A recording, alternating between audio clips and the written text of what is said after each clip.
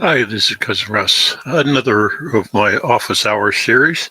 I'm going to do something a little bit different this time because I was working on the 1950 census.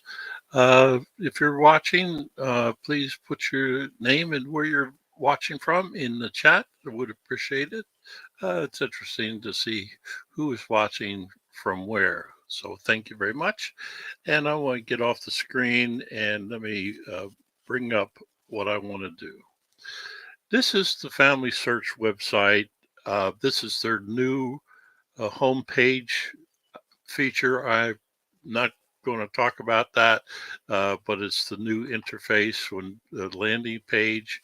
Uh, so there's new features available to us. That's not what I want to do. I want to find the 1950 census.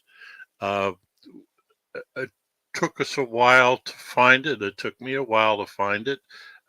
Once I forgot about, I was looking for the 1950 census and just did what I normally do. I found it.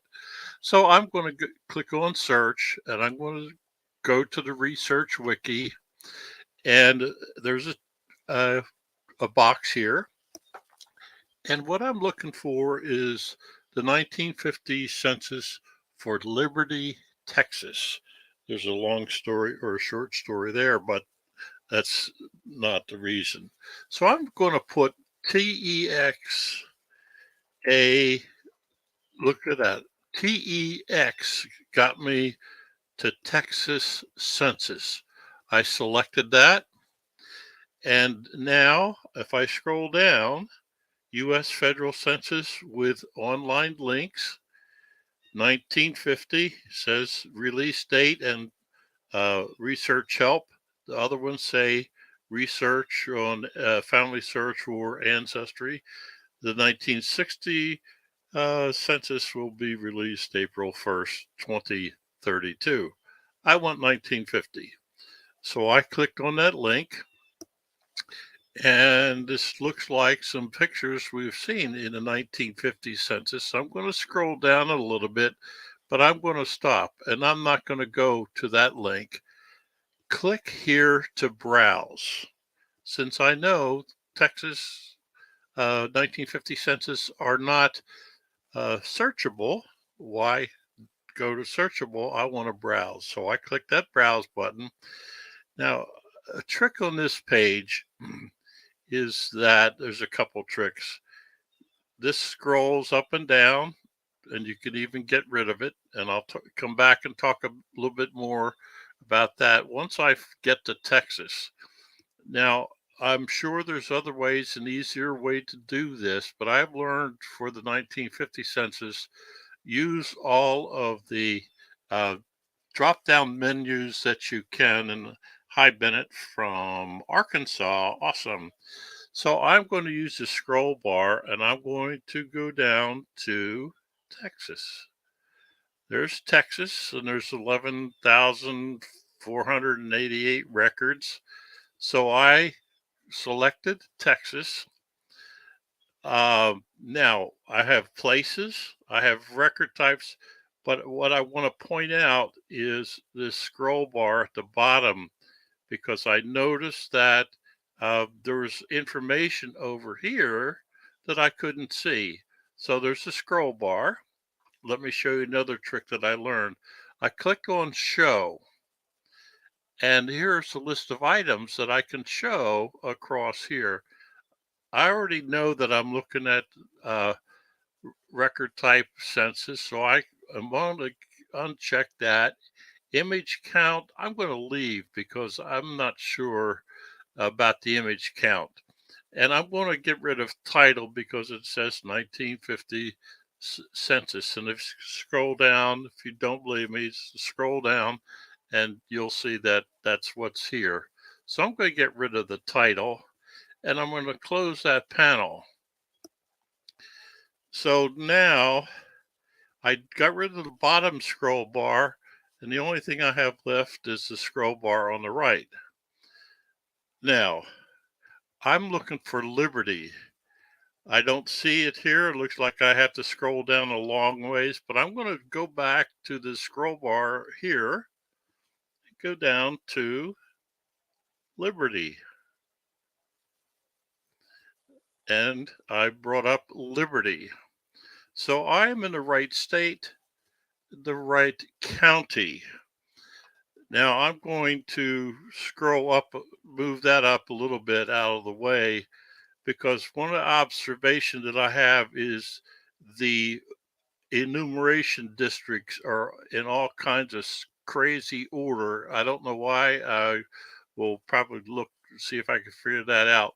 But I'm going to hit Control F, which Control F brought up my search window, and I'm looking for ED 146-4, and I'm going to hit enter. I entered 146.4 and I hit enter. And there it is. So I am right to the image or the census records that I want. Now, this is the film strip, which is cool. There's also information for the citation on the right. Now I'm going to go to, I know that I'm on sheet 12 is what I'm looking for. So I clicked on image 13 because I know in the previous Ancestry and NARA, the first page was a cover thing. And then if you know the sheet number, then you can go to the image number. Now you can scroll in, you can move. I'm just moving my mouse around. There is sheet 12, which is what I want. And here's the Mills household that I was looking for. So I have found the record. There's a citation over here, which I will not use. I may copy it. The citation is lower right-hand corner. I can go and copy. That doesn't meet my standard, but that's okay because I know how to craft a citation from here. One other tool that I want to show, because I found it very important uh, in comparing NARA with National Archives and Records Administration and Ancestry, is the ability to search for an address. And that's what I wanted to do. I'm going to click that tool. And what's going to happen is I want to rotate that one click to the right so that I can see the street name. And that's what I wanted to do. So I can rotate this image. Now the test really is go to the next image. This arrow here is not the one I want to click. I'm going to get rid of that because that's my citation. I can always bring it back. But to go to the next image to see if it stays rotated, I come up here to image 13 of 44 and I click the right arrow. Two things happened for me that when I compared Ancestry and NARA, this was a bonus where the image stayed rotated and how I wanted to see it.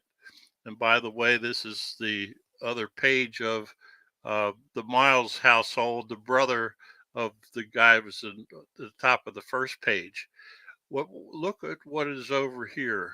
My rotation images are here. I can change the, I can adjust the contrast. I can do things that I would normally want to do on FamilySearch. I'm going to put it back where I want it. I've scrolled in pretty tight, but I'm using my mouse scroll bar to move in and out. So I found the image that I was looking for. I found the family by following the citation that I saw on Facebook to find this household. And so far, I am impressed with the ability to find and navigate from FamilySearch. And I may have to do the video for Ancestry and for NARA, but the concept is the same. And took me 2 minutes to figure out how to navigate. And I said, I got to share this. So I have. And thank you, Benna, for watching. I see that a couple other people have joined. And if you would just quickly let me know what your name is and where you're watching from, I would appreciate it. And leave any, if you have any questions, please put them in the chat. If you're watching afterwards, leave a comment. Subscribe to Office Hours playlist. Uh, and like today, I did a very short turnaround. I didn't give too much lead time, and most of the reason for that was I saw something and I was excited about it, and that I was able to find what I wanted, and I thought I'd just share the experience with you. I do have a blog, ftmuser.blogspot.com. This was not a specifically a family tree maker live stream, but it's part of the series for me in working through the 1950 U.S. Federal Census release. Thank you very much. Have a great day.